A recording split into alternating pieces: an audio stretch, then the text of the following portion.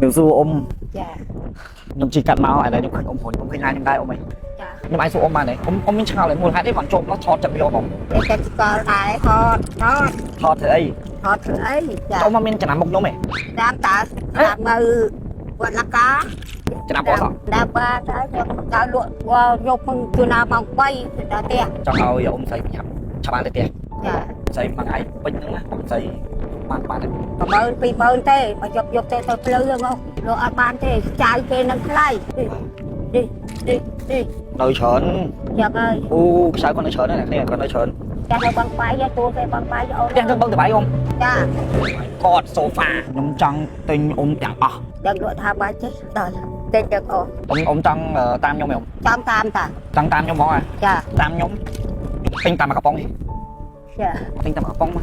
chơi chăm sao không ông mình dùng ăn không học chiêm không chặt chặt thấy chật đây trong nhóm chui ông sấy tinh tam mà cặp bóng má này dạ tinh tam cặp bóng đấy má này son còn chui mai nè cái này cho mặt bóng nó không lôi cho mày đâu vui con cặp bóng của bùi quan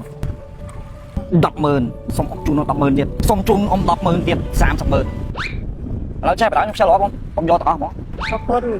មួយដុំនេះគឺ1លាន ចាអរគុណ មួយសុំជូនអ៊ំ1លានហ្មង បានជួយបាទ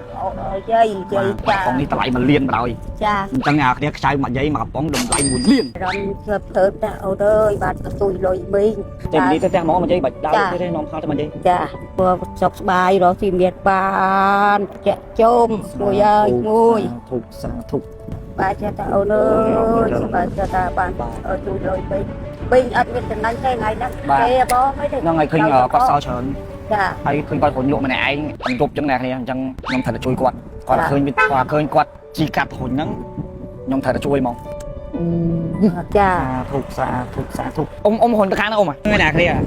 ខ្ចៅមកកំប៉ុង1លានទឹកអ្នកទេឆ្ងល់ថាទឹកប្រាក់1លានហ្នឹងគឺបានអត់ណាបានអត់ពីនេះយ៉ាស់ណាគ្នាឥឡូវនេះខ្ញុំកំពុងតែនៅសិប្បកម្មខ្មែរ Heritage ត្រួយ13នេះគឺមានសាប៊ូមួយដែលមាន10មាសនៅលើនោះបើសិនជាគាត់រើសបានប្រអប់មួយណាដែលមានមាសគឺខ្ញុំនឹងជូនថវិកាគាត់ 50,000 រៀលបើត្រូវទៅប៉ះចោលប្រអប់សាប៊ូដែលអត់មានមាសអូនឯងថាឲ្យខ្ញុំ 50,000 វិញបានមែនតើណា មិនណាមិនដឹង ខ្ញុំសុំនេះបានទេបងអានេះអត់មានទេក្នុងចំណោម2នាក់អានេះរៀងធ្ងន់ជាងតិចនេះអាមួយនេះ ច្បាស់ណា ច្បាស់ បងឲ្យកម្មដងទៀត អត់យកឱកាសហ្នឹងឯង អូខេបាទ បើសិនជាខ្ញុំបាន 50,000 ហ្នឹងណាខ្ញុំនឹងយកទៅចែកបន្តទៀត អូខេ ខ្ញុំនិយាយមែន ហា មានអត់មាន អូ មាននោះ សុំលុយធីមយើង 50,000 ខ្ញុំដាក់នៅក្រោមហ្នឹងណាចាប់បានទៀតណាអ្នកនរគ្នាសាហាវ ឃើញ គឺ បងទឹកដៃ 50,000និយាយបានណាម៉ាត់ហ្នឹងហើយលុយហ្នឹងគឺគាត់នឹងយកទៅជួយគេបន្តមែនទេ ណែបាទបងមកដុំហ្នឹងហ្មង ឥឡូវអញ្ចឹងមិនថា 50,000 មែនអត់តែខ្ញុំជូនគាត់1លានយកទៅជួយxongមិនអស់ក្នុងថ្ងៃហ្នឹង ចាំមែនទេមែន និយាយមែនតើឥឡូវដកយកម្ដុំខ្ញុំមិនជួយគេអស់ក្នុងថ្ងៃហ្នឹង មែនទេនេះទៅវិញ តើ